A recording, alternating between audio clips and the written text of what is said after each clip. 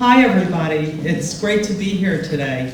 I wasn't sure what kind of audience I'd have. I didn't know whether these were going to be people who were already decided or not decided, and I'm still not 100% sure. I'm actually going to take a slightly different tack because I only have a couple of minutes to speak. And I'm just going to talk a little bit about some of the rumors that are out there. I know you've all heard them, and people come to me on a one-to-one and they say, well, what about this rumor or that rumor? And I just want to say that this has been a fascinating but troubling campaign, because many Jews who would normally vote Democratic seem to have some problem with trusting Barack Obama, particularly as to his support for Israel and his religious beliefs. Jewish newspapers have run scathing articles and have come up with bizarre proofs, I put that in quotes, as to why we should fear him. Rumors have run rampant on the internet, and Senator Obama is being swift-voted every bit as much as John Kerry. And I think that I'm going to sort of pose a challenge to all of you today. I don't want anyone to leave this room unless you're convinced that you're going to vote for Obama, or you see me and I get your name so I can figure out how to convince you. Whatever information you need, we want to get it to you. Because truly, there's really no reason whatsoever for virtually all Jewish people not to support Obama. He's in line with our beliefs, there's no question. Traditionally in elections, we've relied on objective measures of a candidate's pro-Israel credentials. We look at voting record, we look at public statements. But in this case, both of those approaches have been abandoned when it comes to Obama, and commentators have resorted to, as Ira Foreman, the executive director of the National Jewish Democratic Council, has said, reading tea leaves or reading animal entrails or whatever. We're not really looking at his record and his statements. And also, we seem to have lost our professed desire for the separation of church and state. That is being lost in this election. We're employing the dangerous tool of guilt by association. This is something that's been used against Jews, and now we are using it against this candidate. And these are some of the kinds of things. Isn't Obama taking political advice, or didn't he take political advice from Reverend Wright? Doesn't he believe all of Reverend Wright's comments? Doesn't he support Farrakhan because his minister associated with him? Shouldn't he have condemned his minister's comments, assuming he even knew about them? Would we believe him if he said that he did do that? He did say that he did that. And then, why are they making these kinds of comments in black churches at all? Why don't we hear these kinds of comments in our own synagogues?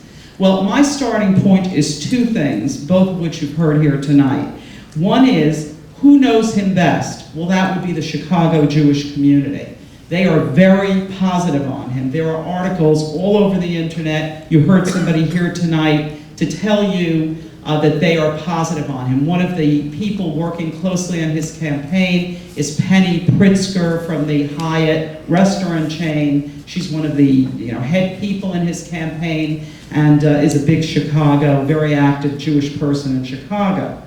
The other is that AIPAC considers Obama to have a 100% pro-Israel voting record. And I think a very important speech that all of you can see online is the speech that Obama made to AIPAC on June 3rd. He professes his support of Israel in the strongest possible terms. And in fact, there were a number of articles in the Arab press and on blogs and that sort of thing after, all online, that you can see, that were very, very concerned about his AIPAC speech. They really didn't expect him to make such a strong and stunning speech as he did. He has professed his support in that speech for an undivided Jerusalem. There are people who try to change that a couple of days later, but the truth of the matter is that's what he has been consistently expressing, and unfortunately there are some people who are trying to subvert it. Here's something else that I consider to be an important fact. There are those who are trying to say that somehow Bush's policies of the last 8 years, which will be continued by McCain, have been good for Israel. I know many people who believe that. That is absolutely, positively wrong. Bush's policies have weakened Israel's security. The Iraq War empowered a Shiite government that is an ally of Iran, and that is the dangerous power when it comes to Israel. Iran is now moving closer toward having a nuclear weapon. Hezbollah has grown stronger. Hamas has come into power. All of Israel's enemies have grown stronger under Bush. And during this entire campaign to date, McCain has been saying he is going to continue these policies, although over the last few days we've heard the word change. I don't know where that's coming from, but it seems like that's his newest comment. So again, those I think are important. The Chicago Jewish community, the weakening of Israel under this type of an administration. Let me read you an example. I think this is a good compilation of the kinds of things that have been online about Barack Obama that you've all read. This is by the national chairman of Jews Against Obama. Barack Hussein Obama is an anti-Semite who will brutally pressure tiny Israel to commit national suicide. Obama also supports Muslim terrorist Iran and the rest of the Jew-hating Islamic world. Obama is anti-American as well. You all remember the flag pin. And his pro-Muslim radical left-wing policies endanger the very survival of the United States and Western civilization. Therefore, Jews who support Obama are self-hating Jews who are working to elect an anti-Semitic, anti-Israel, and anti-American president who, despite all of his lying denials, was in fact born and raised as a Muslim. I think that encapsulates the things that have been online. Just to give you a quick list here of people who have been supportive. There are so many prominent Jewish people who've been supportive, but Rabbi Heyer, the head of the Simon Wiesenthal Center, William Daroff, United Jewish Communities, Nathan Diamond, Union of Orthodox Jewish Congregations of America, Abe Foxman, Anti-Defamation League, Richard Gordon, President, American Jewish Congress, David Harris, American Jewish Committee, Rabbi Saperstein, a former teacher of mine, in fact, from the Religious Action Center of Reform Judaism, Phyllis Snyder, President, National Council of Jewish Women, Hadar Susskind, Jewish Council for Public Affairs. Actually, these people have written letters condemning this kind of rumor online. I have many documents here that I can show those of you that come up to me and tell me that you're not convinced. I have a letter of January 08 written by Barack Obama to Dr. Khalilzad, the permanent U.S. representative to the United Nations, where he is saying that today the UN Security Council met regarding the situation in Gaza, and he's urging the Security Council to issue no statement that does not fully condemn the rocket assault that Hamas has been conducting on civilians, and it goes on.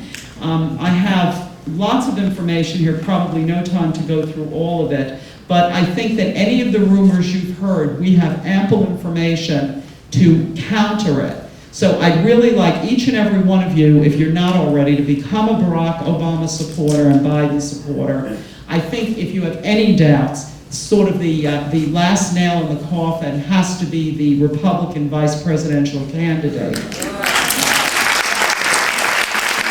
Because truly, if McCain stood alone, he could try to go on some of his earlier maverick credentials. It seems to me he's been all over the map, but I'm sure he could rest on that. But this other person could very well become president, and she brings a new right-wing agenda that I don't believe anybody in the Jewish community can possibly support in terms of these social issues, and I'm not just talking about choice issues either. There are many, many others. You should read the cover story in Time magazine this week about her and see the background, because they really go through it in great depth, and I think it will scare anybody who reads it. It's a very frightening prospect. So again, I do beseech you to see any one of us after, and I would certainly be willing to take up the gauntlet and get you your answers and do whatever I can to convince you.